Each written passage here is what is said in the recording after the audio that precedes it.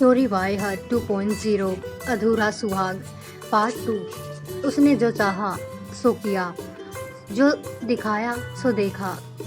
ये भाप ही न पाया कि उसने भी मेरे लिए कुछ कर्तव्य हैं, जिसे आग पानी की कस्में खाकर अपने साथ लेकर आया हूँ। तो खुद ही देख ले, अब कौन है मेरा और मैं किसका हूँ। समर्थ ने उन्हें कसकर अपनी बाहों में भींच लिया और उन्हीं की चारपाई पर लेट गया। गृहस्थी का मर्म चाचा के चेहरे की लकीरों में किसी नदी के भंवर सा घूम रहा था। वो धीरे से बोला, चाचा। उन्होंने उत्तर दिया।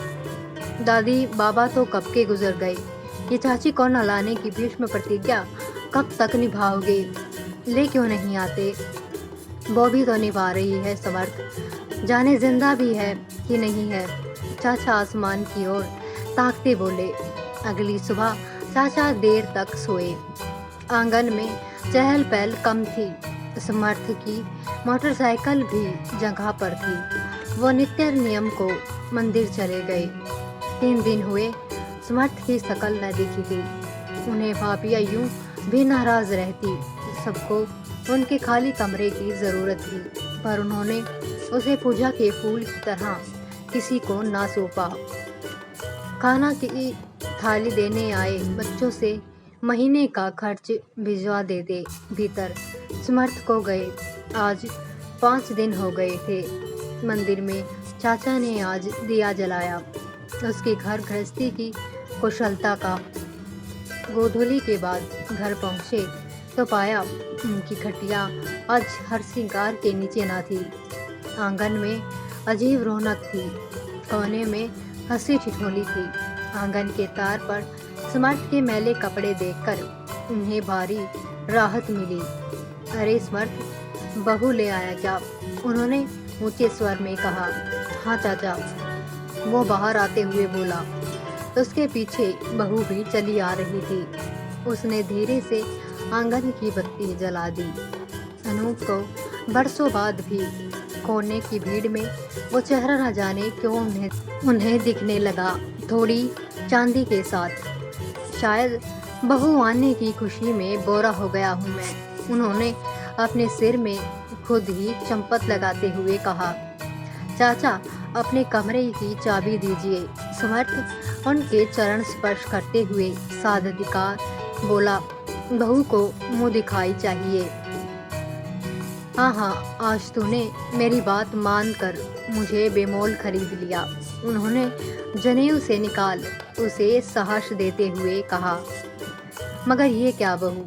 तो उनके पैर छूकर सीधे रसोई घर में लौट गई। वो अपनी खटिया आराम करने के लिए खोजने लगे। न मिलने पर बाहर चबूतरे पर बैठ गए।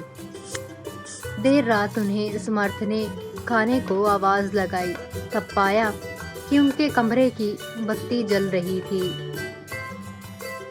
साफ सुथरी खिले हुए हर श्रृंगार की महक आज उस बंद कमरे की सीलन निकाल कर सादतकार घुस रही थी। चांद की छनती रोशनी में चुनरी की साड़ी पहने एक अजनबी आकृति थाली लिए उनकी ओर बढ़ी। वो घबराकर कमरे की ओर उल्टे पैर लौट पड़े।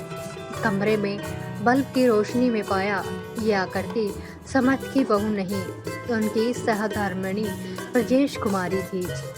बरसों बाद इस तरह सामना होने पर वो मौन रह गए। आंसू दोनों ओर थे। उम्र के निशानों पर विरह के प्रतीक स्पष्ट थे।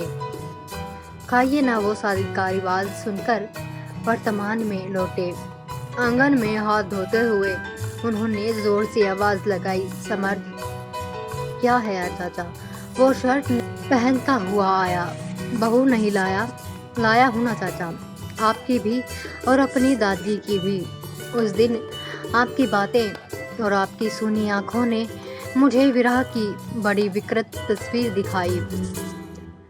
मैंने कसम खाई कि दुल्हन के साथ चाची की भी वापसी होगी। आपकी हालत की जिम्मेदार वो प्रतिज्ञा है। आप मुझ में खुद को देख रहे थे, तो क्या मैं आप में खुद को नहीं देख सकता? पापा की आंखों में आंखें डाल इतिहास नहीं दोहराया जाएगा कहकर ससुराल निकल गया था। उस दिन पता तो मालूम था। चाची दुल्हन के साथ मुझे देखकर पहले तो पहचान ही ना पाई। जब लिपट कर रोई तो हमने वचन ले लिया साथ चलने का। अब उस कमरे में उसकी माल का स्वागत कीजिए। अब हम अधब्याहे नहीं हैं। जीवन साथी के साथ का जगमग दिया, दोनों विरह का अंधेरा दूर हो गया हमेशा के लिए।